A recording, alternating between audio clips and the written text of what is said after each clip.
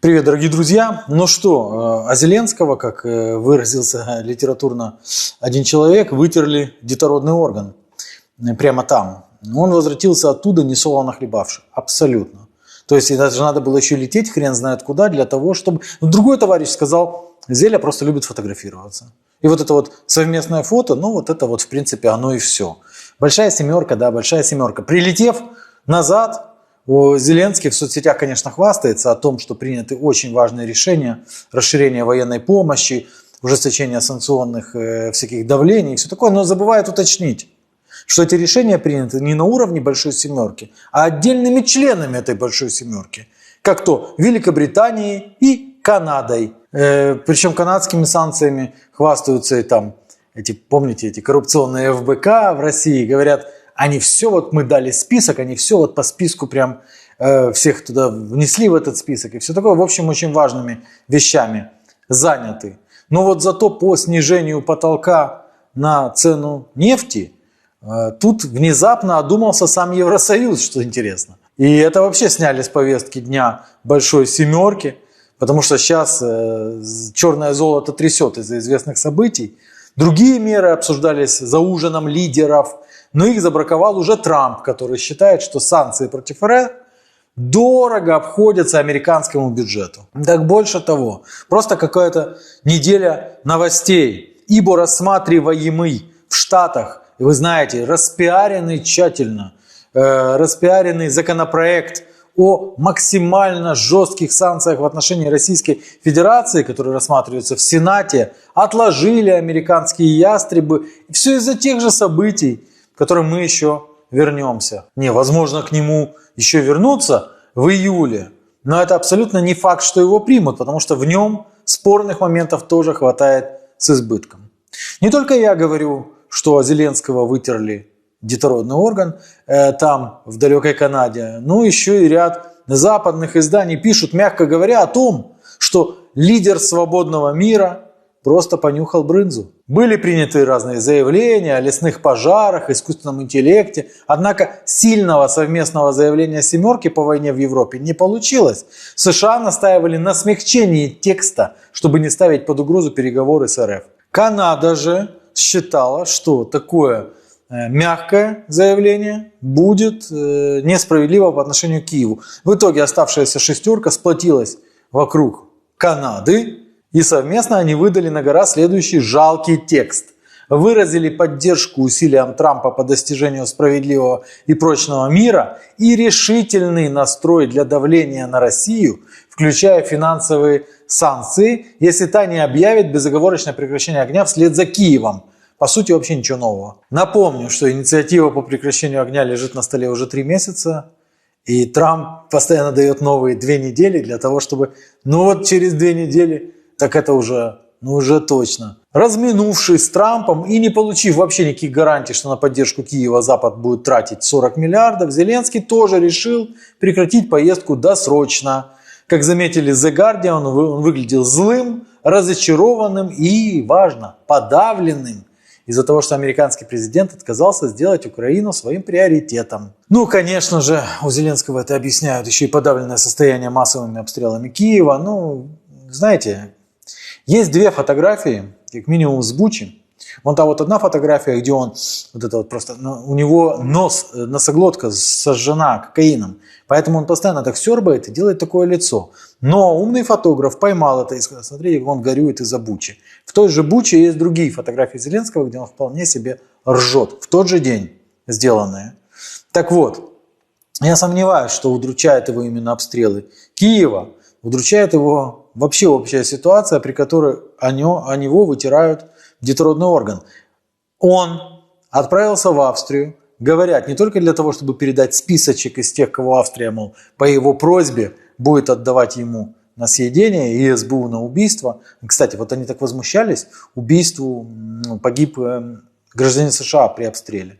И так уже на это ставку делают. Но я не помню, чтобы Зеленский хотя бы одним словом вспомнил об убийстве американского гражданина Гонсало Лиры, который был тупо забит в тюрьме СБУ. Лицемерная же мразота.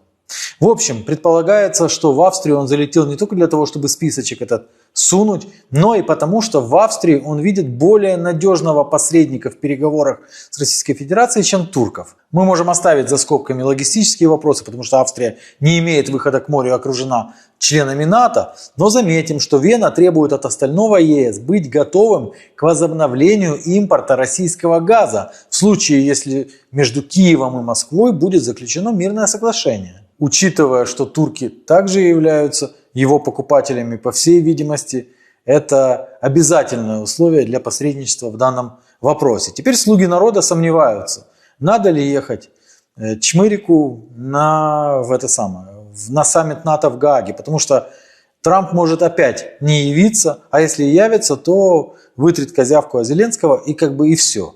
И ничего опять не будет, поэтому будет выглядеть совсем уже, даже уже не трагично, а комично. Потому что на самом деле, если Трамп туда заедет, то ненадолго, и потом опять умчится по важным государственным делам. Ну а что за важные государственные дела ожидают Трампа, и что вообще сейчас происходит, об этом мы умалчивать не можем. Потому что Ближний Восток сейчас задает тон. Вчера, 17 июня, многое указывало на то, что США могут присоединиться к израильским ударам по Ирану, включая его ядерную программу. В Израиле не скрывают, что ждут этого и вообще планировали свою военную кампанию из расчета, что США к ней подключатся. Израилю недостает сверхмощных бомб, которые необходимы для того, чтобы уничтожить тех, кто сидит в бункерах. Об этом прямо тоже пишут. Не хватает дальности полета авиации. К иранским берегам в самом деле движутся американские военные суда. Зачем-то, отключая транспондеры, перебрасываются военные самолеты. Трамп бросил союзников по Большой Семерке за тем, чтобы срочно посетить ситуационную комнату. Опроверг вбросы СМИ, будто он запросил переговоры с иранскими лидерами и потребовал от них безоговорочной капитуляции, намекнув на возможное убийство верховного лидера шиитов Хаменеи, если понадобится. Напомнил о себе и сын свергнутого шаха Пехлеви, который призывает восстать и вернуть Иран. Вот оно как. Вы помните, я вспоминал как раз-таки этого шаха, как его там свергли, и вообще вас призывал почитать. Это очень интересная история. Оказывается, сын, я как-то совсем упустил, что есть претендент, можно так сказать. Израиль хочет, конечно же, чтобы Штаты присоединились. Я грешным делом даже вспомнил в Телеграм операцию Сюзанна, которую проводил Израиль, о которой я вам уже говорил. Я навел резкость, обновил в памяти. На самом деле это когда Израиль хотел спровоцировать Британию и опять-таки Штаты, устраивая теракты под чужим флагом. То есть они сделали вид, что это устраивает Египет, египетские радикалы. И там начали совершать теракты против американских учреждений, британских там и все такое. В итоге агент Моссада подорвал сам себя, их всех арестовали, и операция вскрылась. Израиль признал это, операция была в 1954 году, Израиль признал ее только через 50 лет. Поэтому, то есть не впервые надо кого-то, и это ничего тут такого нет. Израиль, государство Израиль думает только про государство Израиль. Это же вам не какой-то Евросоюз, где гипотетически все думают обо всех якобы, да? Израиль думает про Израиль. Если Израилю выгодно, чтобы в войну вошли Штаты, значит они будут делать все для того, чтобы в войну вошли Штаты.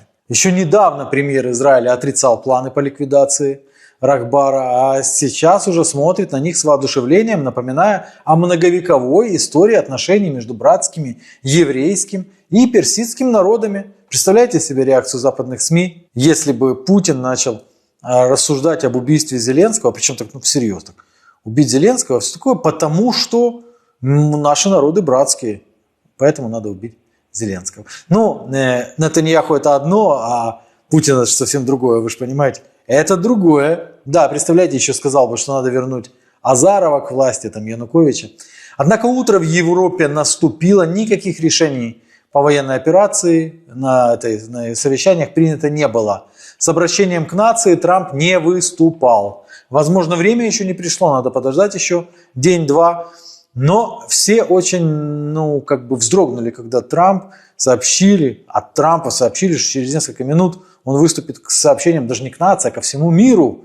Но он не выступил. Лично я думаю, что здесь играет роль еще то, что вся родня Трампа играет на курсах акций и на крипте.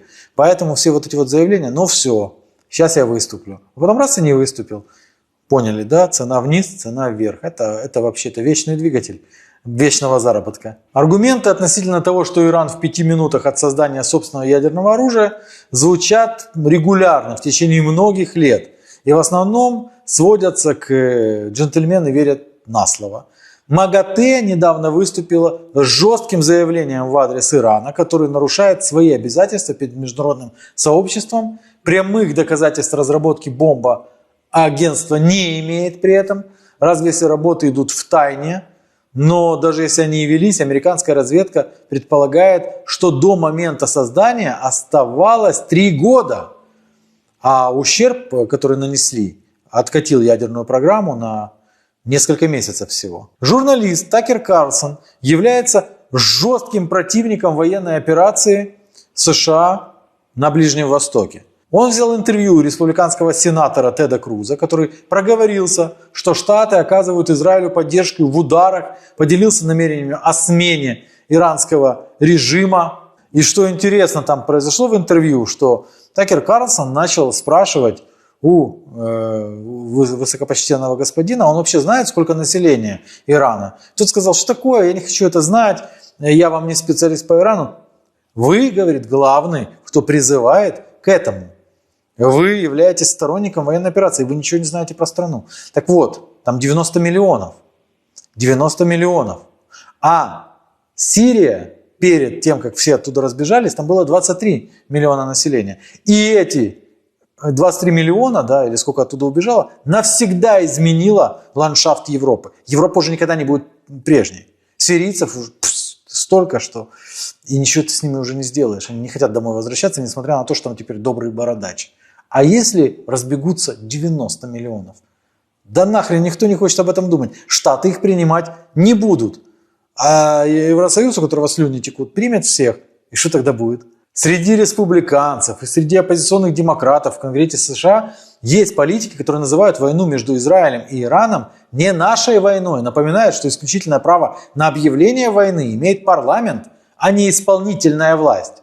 Свежий соцопрос показал, что даже среди избирателей республиканцев не более четверти мечтают о начале нового вооруженного конфликта для США, тогда как 60% всего взрослого населения США выступают против. Сложно сказать, как на настроениях отразятся возможные удары по базам США на Ближнем Востоке и судам под американским флагом. Но если Иран регулярно загонять в угол, то всяко может произойти. Хотя он-то вряд ли решится на такие удары, он разве что может заблокировать пролив, тот самый пролив. И это приведет, конечно, к военной операции. Я тоже не особо верю в это, потому что это точно приведет к военной операции США и Британии по разблокировке пролива. Потому что через него идет там какое-то капитально значительное количество нефтепродуктов.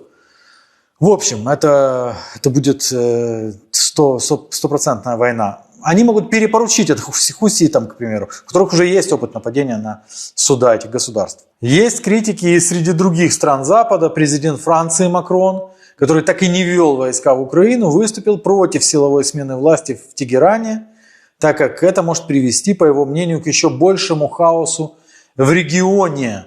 Непонятную позицию заняла Великобритания, вовлекаться в военную операцию вроде как не хотят, и помогать Израилю с перехватом дронов и ракет тоже не хотят, но авиацию подтягивают свою. Вполне возможно, британцы просто боятся, что начнется там военная операция, но они не успеют примазаться к победе. Может быть и так. При этом фиксируется, что Китай доставляет в Иран некие грузы самолетами, которые скрывают от радаров. Кажется, Пекин собрался там опробовать свое оружие, как ранее в Кашмире. Уж кому-кому, а победа проамериканских сил на Ближнем Востоке Китаю не интересна. В общем, из-за этого промедления у многих складывается впечатление, что Трамп идет по своему накатанному пути. То есть взвинтить ставки до невозможности, а потом все-таки начать договариваться. Только одно дело это развязать налоговую войну, а потом приостановить действия пошлин. И совсем другое это потакать Израилю в военной операции. Сегодня было опубликовано видео о государственном телевидении, кстати, Ирана, где там нежно поглаживают ядерную боеголовку и спрашивают, там написано «может быть, maybe», «может быть». Может быть, да, может быть, нет, но пока Штаты не определились, стороны продолжают обмениваться ударами. Причем, что для Израиля период, когда мы по-любому выигрываем, уже прошел, потому что много жертв, много разрушений, многие дома построены давно, ветхие дома, достаточно ветхие дома, поэтому падают, складываются. То одни, то другие призывают эвакуироваться целыми районами. Израильские журналисты шутят, что следующая на очереди Турция, которая вообще-то член НАТО. В самой Турции, мягко говоря, не разделяют политику Израиля. Отмечается, что хотя интенсивность ударов Израиля не спадает, Иран, тем не менее, постепенно снижает интенсивность. Не сотни, а десятки залпов. Там что-то уничтожено ударами Цахала. Но есть и другое мнение, что Иран просто поджидает как усталости ПВО Израиля. Поджидает и тем временем копит смертоносные штучки для того, чтобы в нужный момент, в день X, произошло страшное. Уже заговорили о том, что противоракет осталось на 2-3 недели, после чего их придется нормировать. То есть будут израильские ПВО в реальном времени решать, какие цели атаковать, а какие нет. Объясню, цель, которая летит на какое-то военное предприятие, атаковать по-любому. Цель, которая летит на жилые дома, просто не хватает ракет. Иногда ЗРК принимают решение самостоятельно, выпущенная из него ракета назад улетает. В общем, как говорили неоднократно, арабо-израильский конфликт имеет для США приоритет над российско-украинским. В общем, получилось так, что Зеленский летел туда для того, чтобы переговорить с Трампом. И, начал рассказывать, что надо разговаривать с Путиным, как с Аятоллой Хаменеи. Начал там в кавычки брать его должность и все такое.